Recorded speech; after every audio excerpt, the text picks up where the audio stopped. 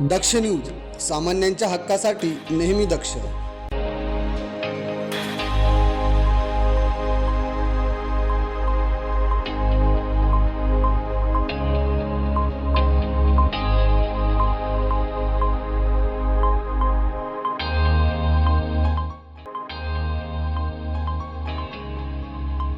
आगामी सिंहस्थ कुंभमेळा नियोजनासाठी वाहनधारकांना वाहतुकीचे आणि सिग्नल यंत्रणेची शिस्त लागावी म्हणून नाशिक पोलीस आयुक्तालयातर्फे जनजागृती मोहीम सुरू करण्यात आली आहे.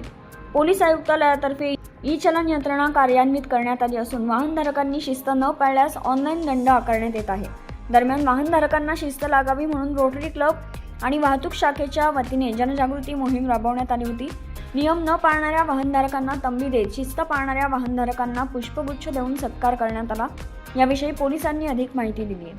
आज दिनांक 25/2/26 रोजी शहर वाहतूक शाखा युनिट क्रमांक 4 तसेच रोटरी क्लब नाशिक यांच्या संयुक्त विद्यमाने बिटको सिग्नल येथे ट्रॅफिक वाहतूक नियमांच्या महत्त्व पटवून देण्यासाठी लोकांमध्ये अवेअरनेससाठी कार्यक्रम घेण्यात आला.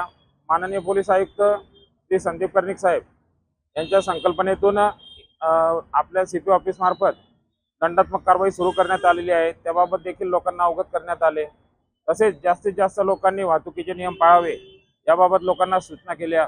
तसेच जे लोक वाहतुकीचे तंतोतंत नियम पाळत आहे त्यांना आपण पुष्पगुच्छ देऊन त्यांचा सत्कार देखील या ठिकाणी केलेला आहे. तरी माझी सर्व नाशिककरांना विनंती आहे, सूचना आहे की त्यांनी आगामी कुंभमेळ्याच्या अनुषंगाने जास्तीत जास्त वाहतूक नियमाचे पालन करावे आणि त्यांनी पोलिसांना सहकार्य करावे.